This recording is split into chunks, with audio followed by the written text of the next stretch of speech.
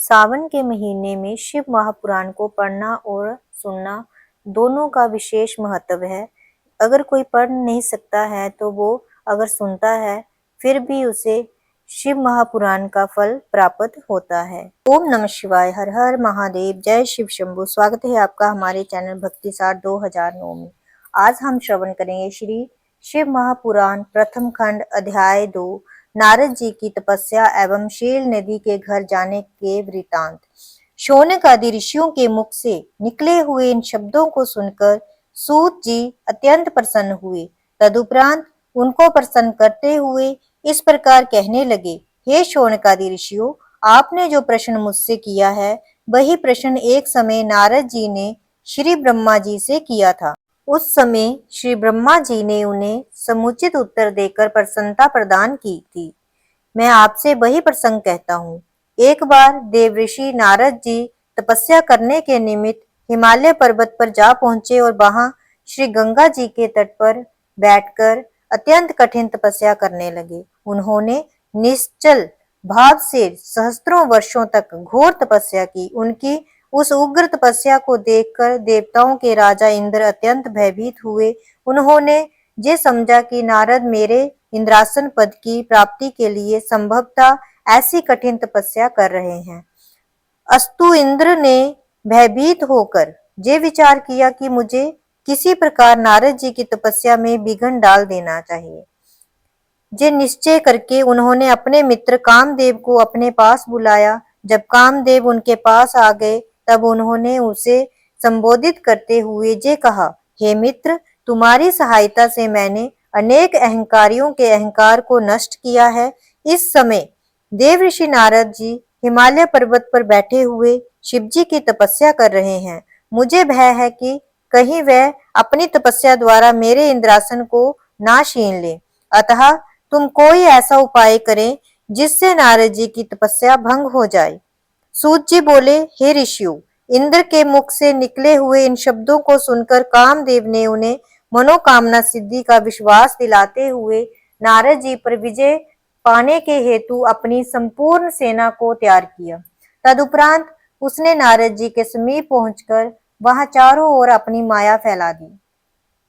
कामदेव के प्रभाव के कारण उस निर्जन स्थान में भी अनेकों प्रकार के पुष्प खिल उठे एवं कोकिल आदि पक्षी अपनी मीठी बोली से सबका ध्यान अपनी ओर आकर्षित करने लगे। हृदय में कामदेव को जगाने वाली तीनों प्रकार की शीतल मद सुगंध वायु बहने लगी। अपनी उस विजयिनी सेना को देखकर कामदेव के हृदय में अत्यंत प्रसन्नता हुई। वह अपनी शक्ति से पल भर जो कुछ भी कर सकता था उसे कर चुका, परंतु उसके कृत्यों से नारद जी का मन तनिक भी विचलित नहीं हुआ। हे ऋषियों, नारद जी का मन विचलित न होने का जो कारण था उसे मैं आपको सुनाता हूँ। कारण केवल यही था कि जिस स्थान पर नारद जी बैठे हुए तपस्या कर रहे थे उसी स्थान पर एक बार पहले सदाशिव ने कामदेव को जलाकर भस्म कर दिया था। तदुपरांत उसे जीवित होने का वर देकर ये कहा था कि अन्य स्थानों पर तेरा प्रभाव भले ही हो, परंतु इस स्थान पर कभी कोई प्रभाव नहीं हो सकेगा। यही कारण था जिससे कामदेव निराश एवं लज्जित होकर इंद्र के पास लौट गया और उन्हें अपने निष्फल मनोरथ होने का सब वृतांत कह सुनाया। कामदेव की बात सुनकर देवराज इंद्र की सभा के संपूर्ण सभासद नारद जी की स्तुति एवं प्रशंसा करने लगे। हे ऋषियों, इधर अपनी तपस्या के पूर्ण हो जाने पर नारद जी को योग दृष्टि द्वारा जब ये ज्ञात हुआ कि उस पर विजय प्राप्त करने के लिए जहाँ कामदेव आया था परंतु वह असफल मनोरथ होकर लौट गया है, तो उनके हृदय में कुछ अहंकार उत्पन्न हो गया। उन्होंने ये समझा कि वह कामदेव से भी अधिक शक्तिशाली हैं। इस रहस्य को वह नहीं जान सके कि ये मेरा नहीं अपितु इस तपोभूमि का प्रताप है। अस्तु नारद जी अपने तपोबल पर अत्यंत प्रसन्न हुए। वहां से उठकर शिव जी के पास जा पहुंचे और अत्यंत प्रसन्न होकर उन्हें अपने तपस्या का सब हाल सुनाने लगे। नारद जी की बात सुनकर शिव जी ने उन्हें समझाते हुए कहा, हे देव ऋषि, कामदेव पर विजय पाने की सामर्थ्य तीनों लोकों में किसी के पास नहीं है।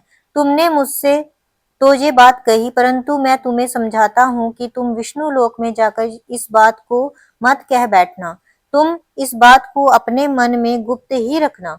हे ऋषियों, अहंकार में डूबे हुए नारद जी को शिव जी की ये बात अच्छी नहीं लगी। अस्तु वे उनसे विदा लेकर ब्रह्मा जी के समीप जा पहुंचे। वहां भी उन्होंने अपनी प्रशंसा करते हुए तपस्या तथा कामदेव पर विजय पाने का वृतांत कह सुनाया। अपने पुत्र नारद के उस अहंकार को देखकर ब्रह्मा जी ने भी भगवान सदाशिव की भांति उन्हें बहुत कुछ समझाया, परंतु नारद जी के हृदय में अहंकार अपना घर कर चुका था। इसलिए पिता का समझाना भी उन्हें अच्छा नहीं लगा और वह वहां से उठकर विष्णु लोक में आ पहुंचे।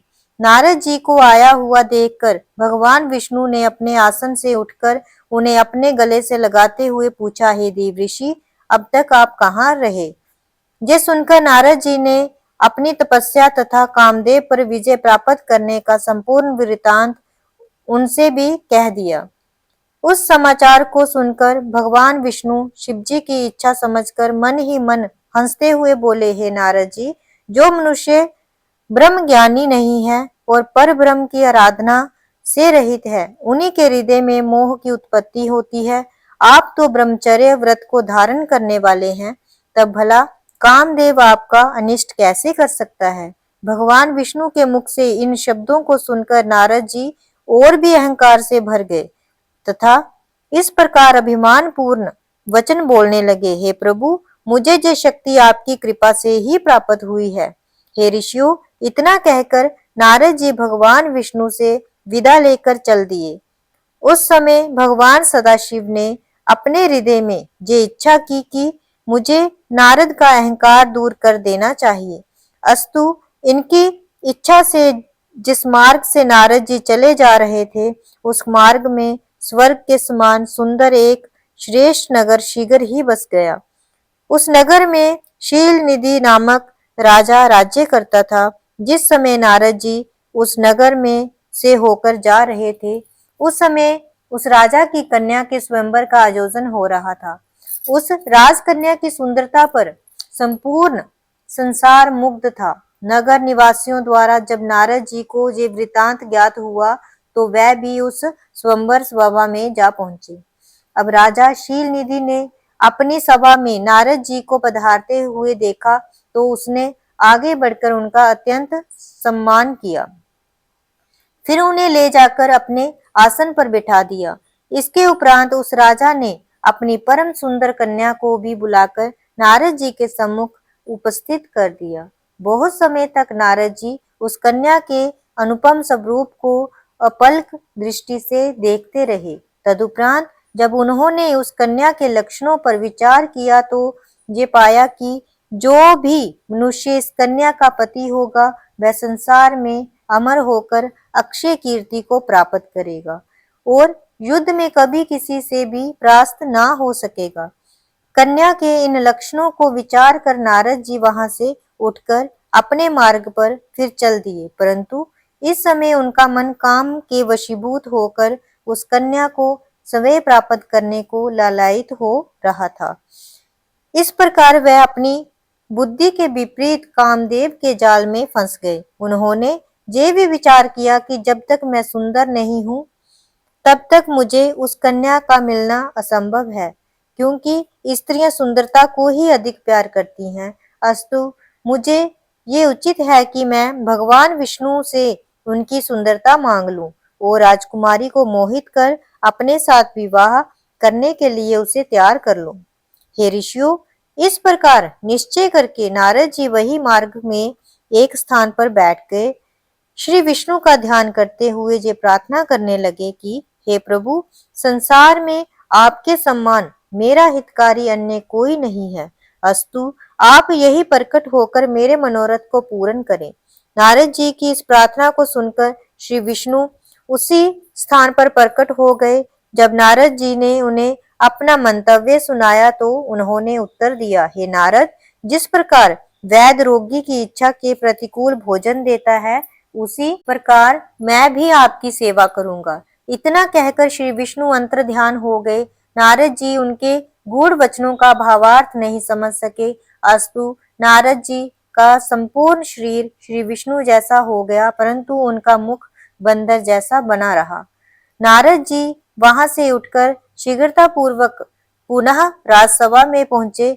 नारद जी बारंबार उचकते हुए मन ही मन ये विचार करके प्रसन्न होने लगे कि अब राजकन्या मुझे छोड़कर अन्य किसी को वरण नहीं करेगी। उस सभा में नारद जी के इस नए स्वरूप को कोई देख नहीं सका, अतः सबने उन्हें नारद समझकर ही प्रणाम किया। भगवान सदाशिव के दो गण भी ब्राह्मण का रूप धारण किए हुए बैठे थे। उन दोनों से ये रहस्य छिपा न रह सका। अस्तु वह दोनों नारद जी के पास जाकर बैठ गए। उन्होंने मुस्कुराते हुए नारद जी से कहा, हे मुनि श्रेष्ठ, आपको तो भगवान विष्णु ने अत्यंत सुंदर रूप प्रदान कर दिया है।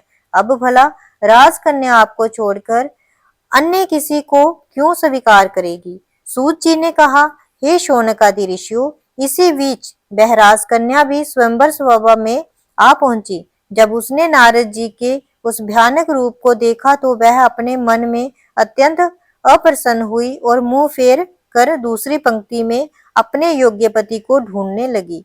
इधर नारद जी की ये दशा थी कि वह बारंबार उचक उचक कर चारों ओर से उस राजकन्या के समीप पहुंचने का प्रयत्न करते थे। शिवजी के वह दोनों गण नारद जी की इस दशा को देखकर परस्पर और अधिक हास्य कर उठे। उन्हें देखते ही राजकन्या ने प्रसन्न होकर उनके गले में वरमाला डाल दी। ये देखकर अन्य सब राजा तो निराश हुए ही, देवऋषि नारद जी अत्यंत विह्वल हो गए। उस समय उन दोनों शिवगणों ने नारद जी से ये कहा, हे मुनिराज, आप इतने दुखी क्यों होते हैं? कृपया अपने मुख को किसी दर्पण में तो देख लीजिए। कमेंट में ओम नमः शिवाय जरूर लिखें। वीडियो को लाइक करें, शेयर करें और चैनल को सब्सक्राइब करना ना भूलें। हर हर महादेव।